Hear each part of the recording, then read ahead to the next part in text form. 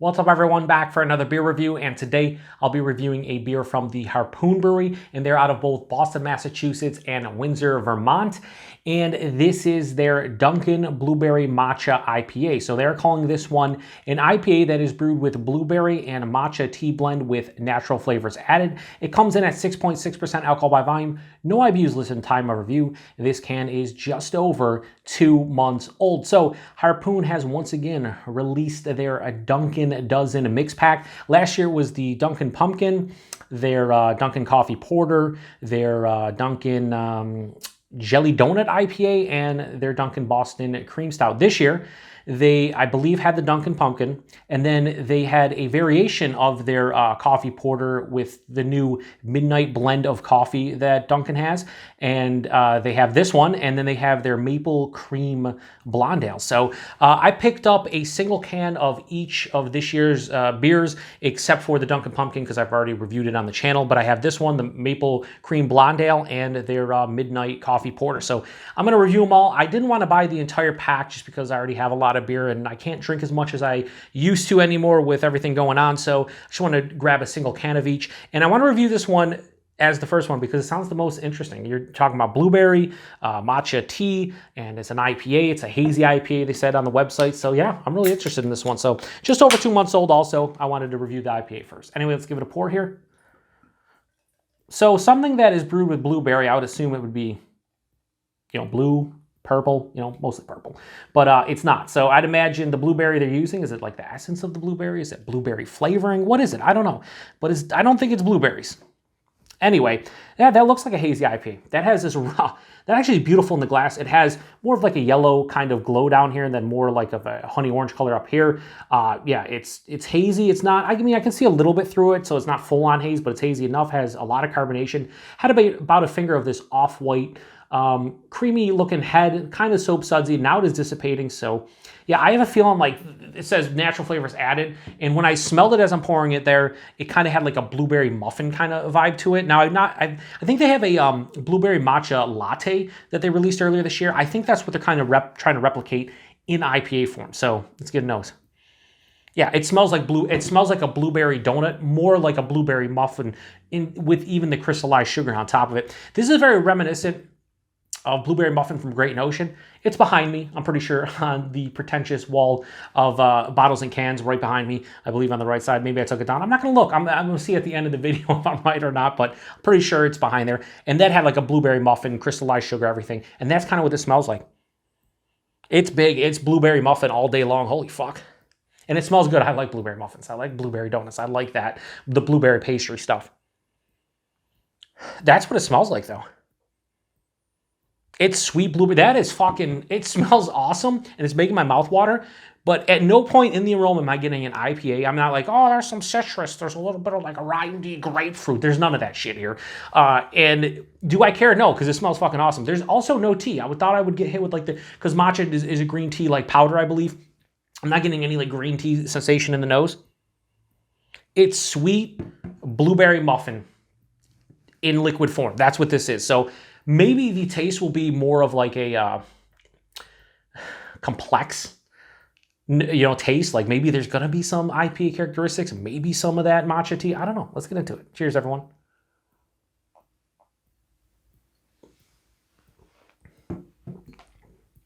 Okay, the tea's there.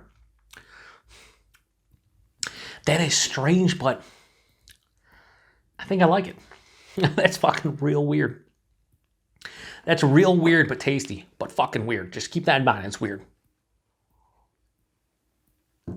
Body in this is like higher side of light body, lower side of medium, a little thin for 6.6%, bit thin. Shout out to a good friend of mine, a fellow beer tuber, Paul, over at PA Brew News. The mouthfeel, it's not like a hazy. It's not like super smooth and creamy. A little bit of smoothness there, a little bit of softness, but it has good carbonation to it. It drinks like, like maybe like a old school, like Vermont style IPA where it has more carbonation. The taste, the predominant note, and it's all over the palate. It's omnipresent. It's 100% the number one character I'm getting in the taste. It's a blueberry muffin complete with crystallized sugar. It has the muffin base to it.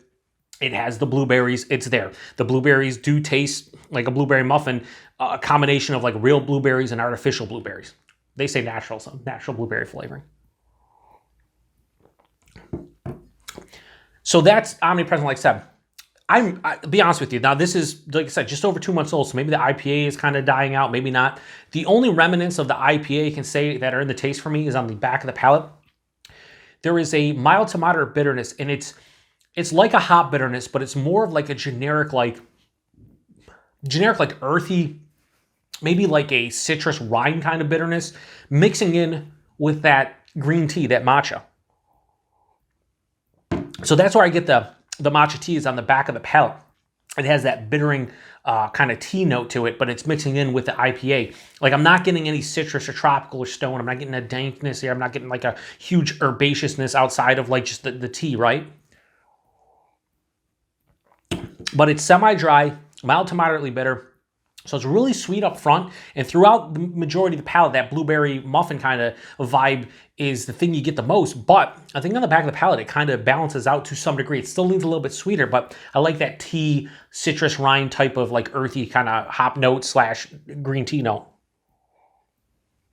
6.6%. It drinks probably like around 5.5 to me. Doesn't feel like it's approaching 7% at all. As I keep on drinking on, I think I'm getting less enamored with it.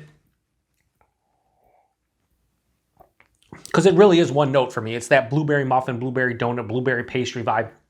And I think by the end of this can, I'm going to be like, I'm glad I had a single can of it. I don't want more than that. But I can't sit here and say that this is a bad beer or anything. I didn't know if this was going to work. I honestly picked this because it sounded the most interesting. And I figured it could go one of two ways. It's going to be gross or I'm going to enjoy it. And I'm enjoying it.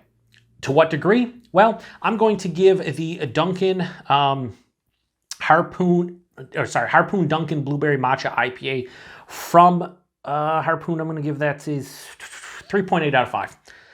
I think it's solid. I think it's good. It's a solid, well-made, enjoyable beer. If you want to try this out, you really have to like blueberry pastry-esque type of things. Whether that's a muffin, whether that's a donut, whether that's, whatever, you have to like that, because to me, that's the predominant note here. If you're looking at this one from like the matcha standpoint of the IPA, I think you'll be disappointed because it's really just on the finish, those two. But man, at 3.8 out of 5, I think it's pretty damn solid. So I'm not disappointed with this one at all, but I feel like this is a one and done beer. I'm glad I tried it. I'll drink the rest of the can, but I'm glad I didn't buy the the Dunkin Dozen mix pack, because I don't know if I'd want to drink the rest of them. I don't know. Maybe. Let's see. I don't know.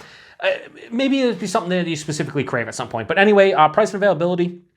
I got this along with the other two in a mix of 6-pack at a Wegmans grocery store. Those are $10.99 for a 6-pack. So I paid $1.83 for that can, which is very similar to the price that I saw these for in my area. I believe the 12-packs were running anywhere from $18 to $20 for the 12-pack. So still less than $2 a can. Really good deal. And you get to try 4 different beers. And like I said, I'm looking forward to all of them. That maple cream blonde ale sounds good, and the Dunkin coffee porter, which I've reviewed a couple years ago when it first came out, I want to say blown away, but it surpassed my expectations significantly. So I want to see what they do with that midnight blend. It's supposed to be like more of a dark roast and kind of espresso notes and stuff. So maybe I'll like that one even more. But this one, pretty fucking good. So if you've had this one before, you had anything in the Dunkin Dozen mix pack from this year, it's hard to say. Dunkin Dozen mix pack.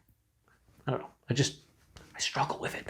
But if you've had any of the beers within that mix pack, let me know what you think about it. They're fun.